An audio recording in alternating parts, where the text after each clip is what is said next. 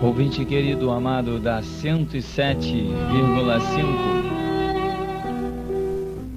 quero convidar você a um breve momento de reflexão. A Escritura, a Palavra de Deus, ela diz no livro do apóstolo Tiago, capítulo 2, verso 14 em diante. Meus irmãos, qual é o proveito se alguém disser que tem fé, mas não tiver obras? Pode acaso semelhante fé salvá-lo? Se um irmão ou uma irmã estiverem carecidos de roupa, necessitados de alimento, qualquer dentre vós lhe disser: ide em paz, aquecei-vos, fartai-vos, sem contudo lhe der o necessário para o corpo, qual o proveito disso? Assim também a fé, se não tiver obras, por si só está morta. Mas alguém dirá: tu tens fé? Eu tenho obras. Mostra-me essa tua fé sem as obras, e eu, com as obras, te mostrarei a minha fé. Crês tu que Deus é um só? Fazes bem, até os demônios creem e tremem. Queres, pois, ficar certo, ó homem insensato, de que a fé sem as obras é inoperante? Não foi por obras que Abraão, nosso pai, foi justificado quando ofereceu sobre o altar o próprio filho Isaque? Vês como a fé operava juntamente com as suas obras. Com efeito, foi pelas obras que a fé se consumou e se cumpriu a Escritura, a qual diz: ora, Abraão creu em Deus, e isso lhe foi imputado por justiça. Foi chamado amigo de Deus. Verificais que uma pessoa é justificada por obras, e não por fé somente. De igual modo, não foi também justificada por obras a meretriz Raabe, quando acolheu os emissários e os fez partir por outro caminho? Porque assim como o corpo sem espírito é morto, assim também a fé sem obras é morta. Ouvinte querido, o apóstolo Tiago aqui, ele tenta causar um despertamento num povo que está disperso, um povo que está sendo perseguido. Afinal de contas, ele começa a sua carta dizendo: Tiago, servo de Deus e do Senhor Jesus Cristo, as 12 tribos que se encontram na dispersão. Saudação. Então, o apóstolo Tiago, ele procura, mesmo em meio às tribulações e angústias do dia a dia e tão específicas que este povo está passando, ele endereça as suas cartas, levantando o ânimo deste povo, dizendo: trabalhai, esforçai-vos, tem fé? Mostra as obras, continua no trabalho, continua se empenhando, continua mergulhando, fazendo para o Senhor, vai em frente. E ele chega ao ponto de dizer que a fé sem obras é morta. E ele diz assim: semelhante fé sem obras pode salvar alguém? Porque o apóstolo Tiago, ele levanta um gráfico em cuja primeira coluna está a fé, na segunda coluna estão as obras, e ele equipara a sua diretriz, ele calcula como se uma pessoa tem obras, é porque também tem fé.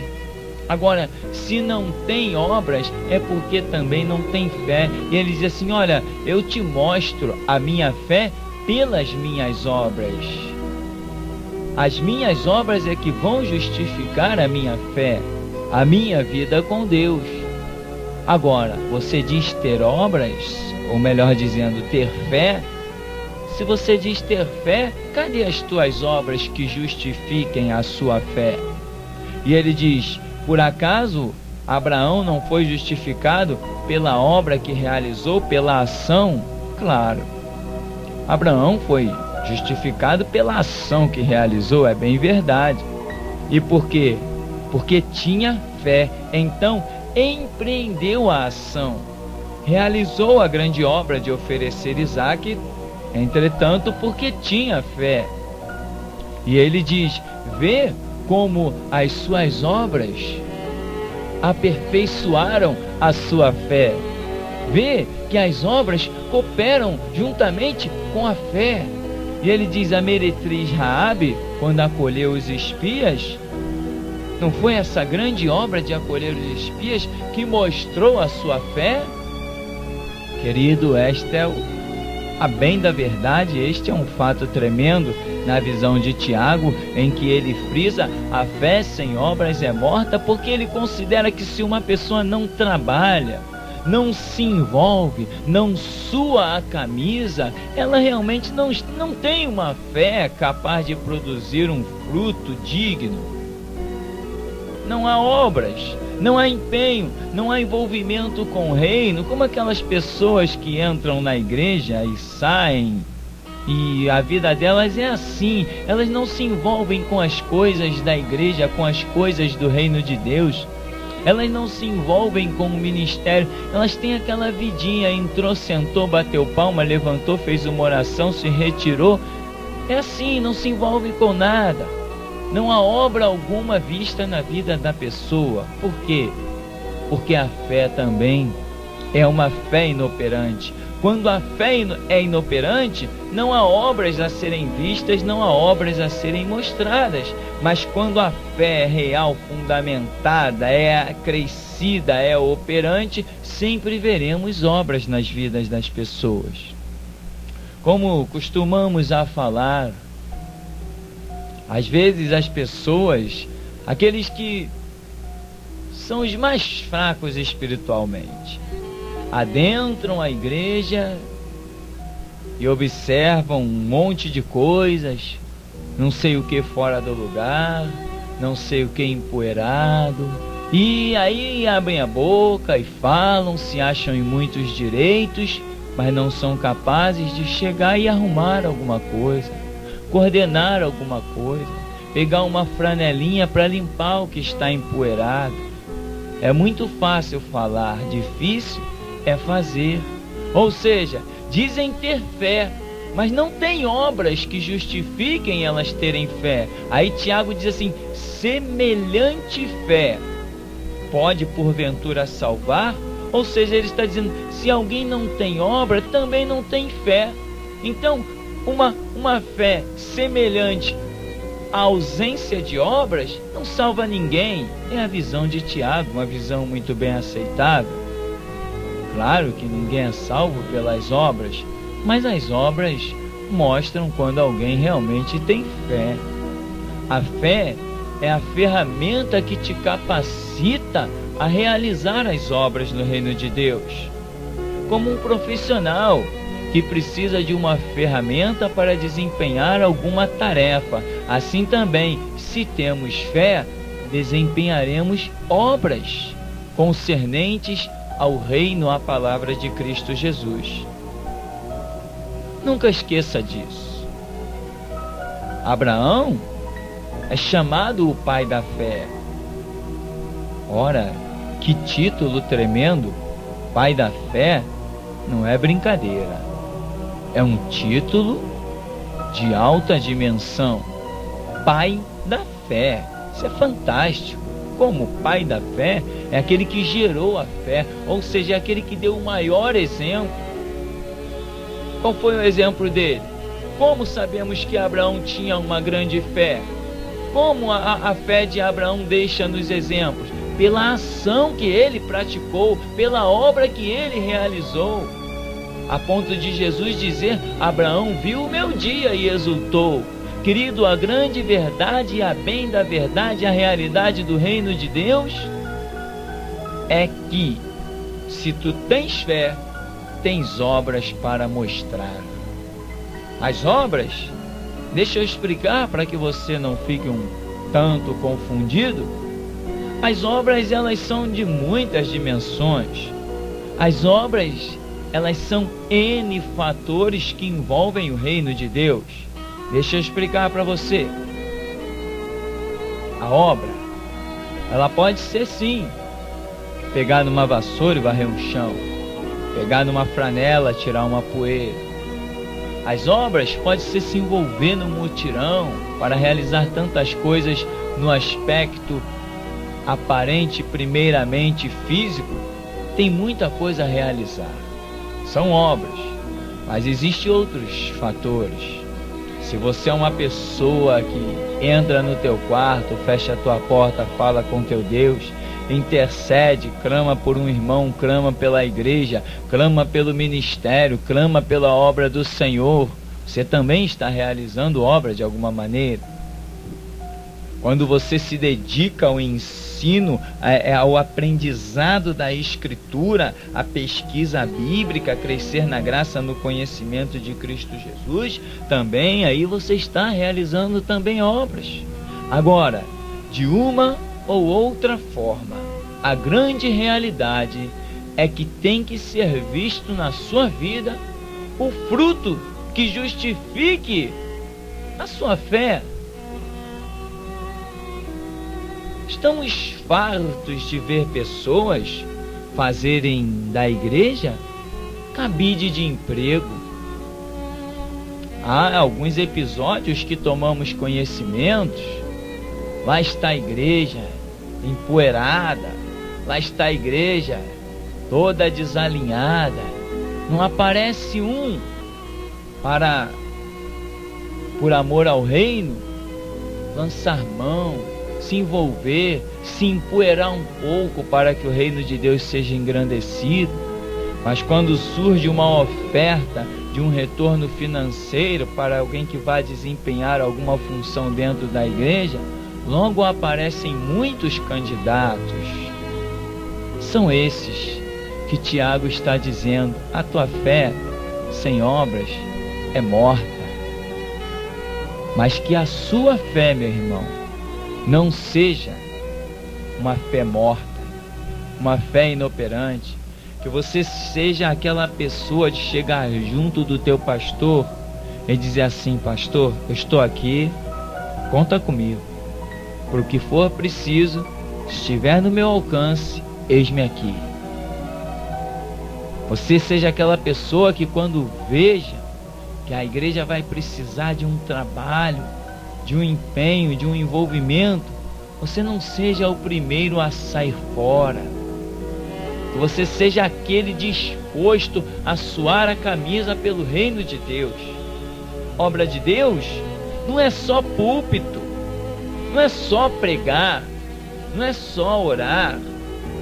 Obra de Deus é também as pessoas chegarem e encontrarem uma cadeira limpa, sem poeira. Obra de Deus é ter um ambiente aromatizado, livre de poeira, irritando os olhos de todo mundo. Obra de Deus, ela é muito vasta, ela é muito ampla, meu irmão. E tem muitas pessoas que não entendem o que é um chamado de Deus e por isso nunca alcançarão o ministério, porque estão esperando o chamado de aparecer, de irem para frente da igreja, de irem para trás dos púlpitos, de pegar microfone, de receber destaque. Não, esse é um dos pontos finais de um chamado. Os pontos iniciais, presta bem atenção. Por que Davi foi chamado como rei de Israel? O que Davi estava fazendo quando Deus o encontrou e o ungiu como rei de Israel? Ele estava cuidando das ovelhas, um serviço aparentemente natural. Todavia, é mostrado o zelo que Davi tinha naquilo que desempenhava. Aquele zelo estava dentro do seu ser, aquele zelo estava no seu caráter, na sua dignidade, na sua honra, na sua moral. E ele diz, quando um urso, quando um leão vinha e arrancava uma ovelha do rebanho, ele ia e tomava, nem que fosse um pedaço da ovelha já comida, ele arrancava do leão, do urso, ele pelejava. Era o zelo tremendo que aquele homem tinha pelo serviço que era posto na sua mão. Ele empenhava a sua vida a ponto de encarar um leão e urso.